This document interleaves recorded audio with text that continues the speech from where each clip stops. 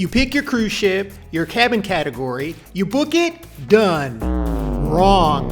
That's exactly why so many cruisers end up stuck in a cabin they hate for their entire vacation and never even see it coming.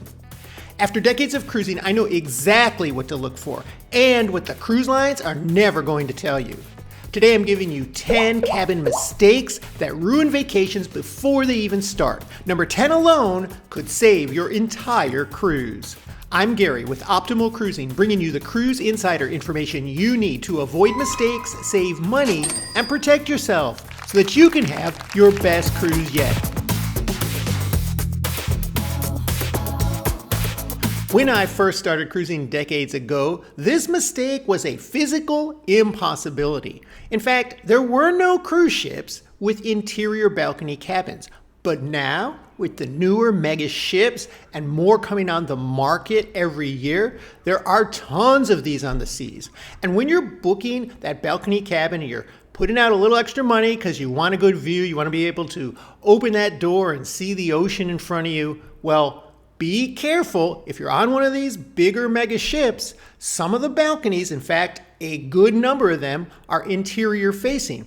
They face the promenade or they face other balconies on the other side of the ship. It should be made clear in the booking category when you're choosing your cabin, but it's not always that clear. Your best bet is to check your cabin location before you put down that deposit on the deck plan. Most cruising websites will have the complete deck plan when you're picking your cabin number, and you'll be able to see if that balcony cabin is actually on the outside or exterior of the ship. And if you're not sure, there's a free website called cruisedeckplans.com that you can go to and look up any ship's deck plan and look up any cabin number on there and see exactly where your cabin is. But that's not the only balcony booking mistake people make. A few years back, I took a Royal Caribbean cruise on an older ship, Radiance of the Seas, and I had a balcony cabin, and it was on the lowest floor that balconies begin. The problem with that was, while it wasn't technically an obstructed view, I felt like it is because all of the lifeboats were hung right below on the deck below where my room was. And that's typically how it works on a lot of cruise ships. They are designed to where the lifeboats are at one deck, and then right above that deck, they start with the balcony cabins. And if you have a balcony on that lowest floor that you can book one on that cruise ship, you're going to be obstructed with your view towards the sea. Now, sure, you can see out and you can see the horizon, no big deal. But because of the lifeboats below you, you cannot just look down over the edge and get a great view. And sometimes that's what I like to do. Now, on some ships, they will actually cover the lifeboats and put an awning on top of where they're housed so that you can't actually see the lifeboats, but it's still obstructing your view if you're looking down towards the sea. Now, this might not seem like a huge deal, but the price of that balcony is the same if you book it one or two decks above. So when you're selecting your balcony cabin, find out what the lowest deck is that those balconies start at and get at least one deck above that. That way you won't have that kind of view obstruction. Have you ever booked a balcony cabin where you weren't happy of some sort of eyesore that was in your way that you didn't expect? Let me know in the comments below. Sometimes I cruise with a friend who's a very light sleeper, and for him it really matters where he picks his cruise ship cabin, because there are some locations on the ship that can be pretty annoying.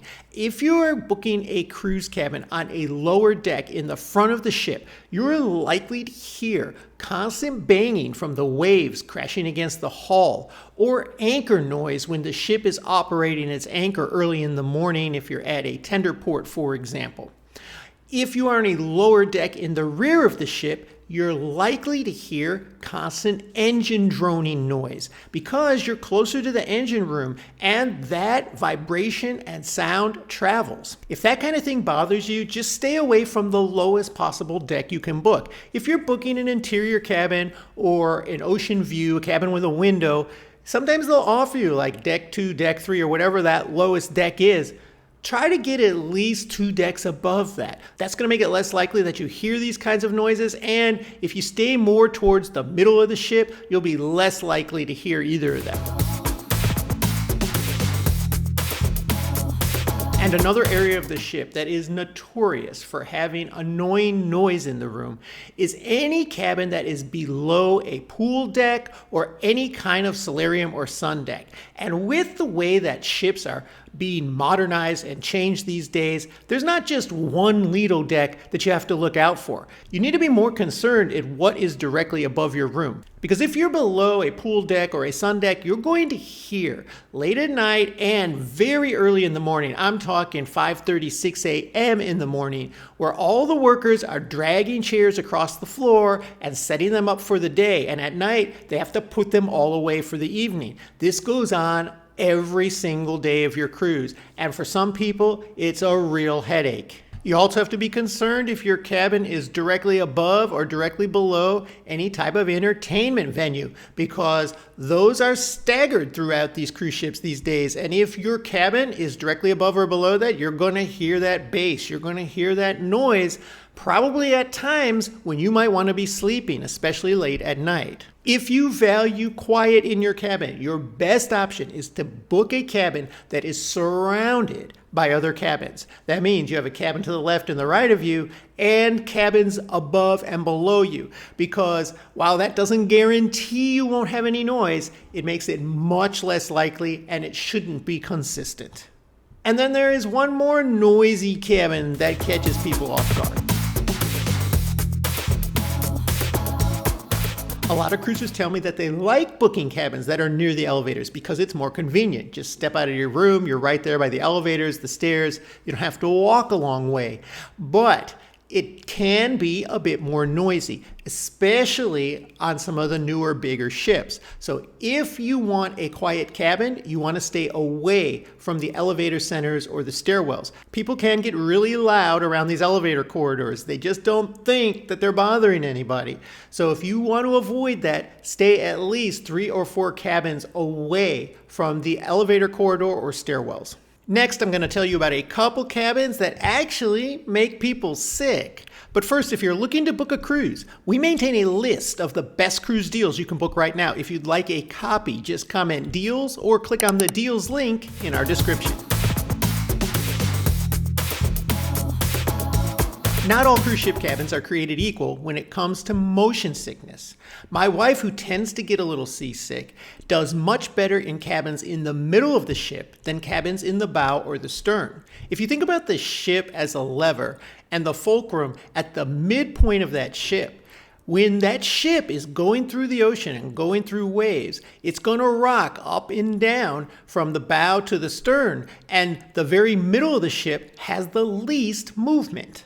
If you are prone to seasickness or motion sickness or have any history of that, you are likely to feel a lot better on your cruise with a cabin that is in the middle of the ship and on a lower deck. That's going to have the least movement, and it's going to be a lot nicer for you.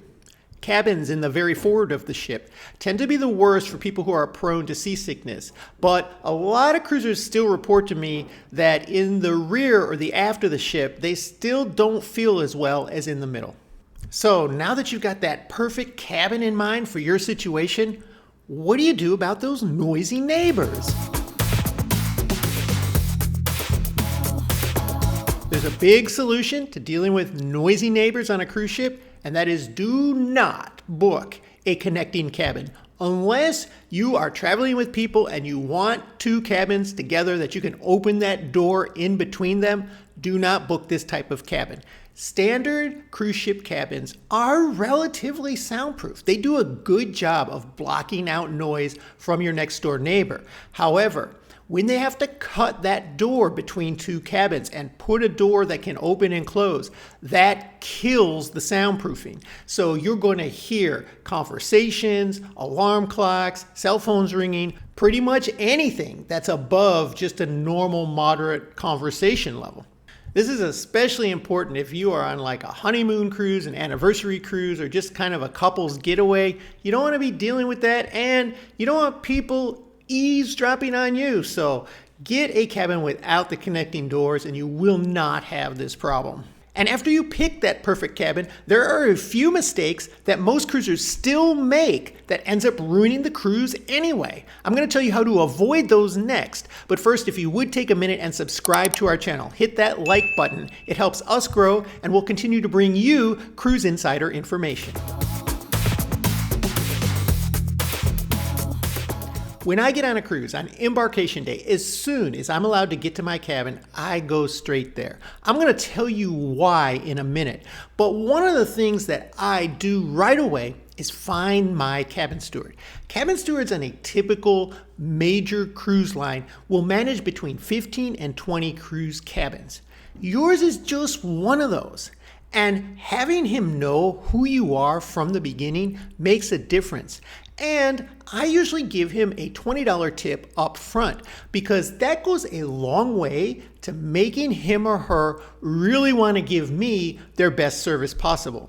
And after that point, pretty much anything I request, ice in the room, I need something changed about my room, I need extra towels, anything, they're brought immediately.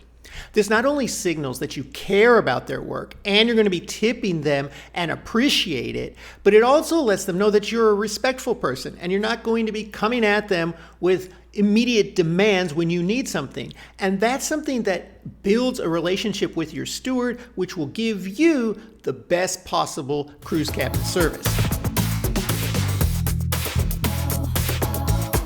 And cruise cabin stewards are not only responsible for cleaning your room and making up your bed. One of their other duties is monitoring your mini bar. So if you have a mini bar fridge in your cabin, you also want to check that on day one as soon as you get there and check the inventory. Make sure everything's there that is listed on the list, because if something is missing, you could be charged for it by the end of your cruise, because the cabin steward might have made a mistake or whoever is putting it in there might not have filled it correctly, and the cabin steward is just going to go by what should be there at the end of your cruise or after each day. And this is one of the most common disputes that cruisers have with guest services by the end of their cruise when they realize, hey, why was I charged for these minibar? I never even used the minibar. Check it on day one and you'll avoid this problem. Or if you don't plan on using the minibar, ask your cabin steward if he can just empty it for you. He will do that. Then you'll have the full use of that fridge for your own drinks or anything else you want to put in there personally. Next, I'm going to tell you the one mistake that could make or break your entire cruise. But first, I want to know if you use the minibar when you're on a cruise. Let me know. Put your answer in the comments below. Now, I mentioned before that one of the first things I do on embarkation day, as soon as I'm allowed into my cabin, is I go there and I check it out. I inspect it. Because if there's anything not right, maybe it didn't get properly cleaned or some other issues are going on, I want to report that immediately. I'll report it to the cabin steward. I'll report it to guest services so that if something needs to be fixed, it will get fixed promptly. Or in the worst case, if I need to be moved to another cabin, I'm first in line on that list, because in some cases, you could have a cruise that has almost no spare cabins, and maybe there's several people who have issues. I want to be the first one in consideration if I need to be moved. Always, always, always check your air conditioner. Turn it down as cold as it goes. Put your hand up there by the vent.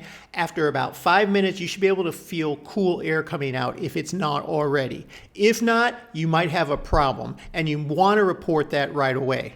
If you have a balcony, make sure the door opens and closes and latches properly. That can also interfere with your air conditioning system. Some of these doors on older ships get a little rugged. Sometimes they don't close all the way, and you'll never get a cool room.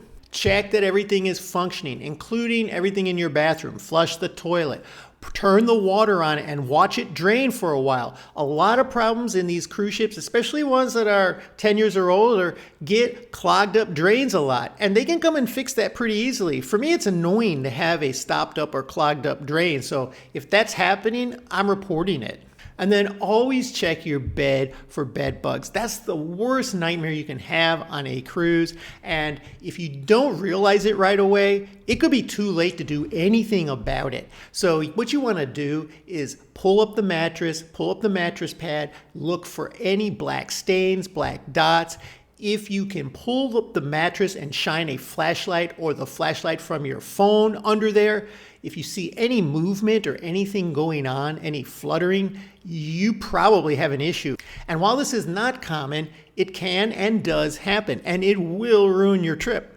If you suspect a problem or an infestation, just report it immediately. Take your bags out of the room, don't leave anything in there, and let them come and deal with it and find you another room. All of these things are very important because you did the research, you picked the right cabin for you, but you've got no control over what goes on the weeks or months before your cruise or who's in that cabin. And if something gets broken or destroyed, you shouldn't have to deal with that. Figuring those things out on day one will protect you. So now that you won't be making any of these cabin mistakes, there are a lot of cruisers still getting ripped off even after they paid for their cruise. I'll tell you how to avoid that right here.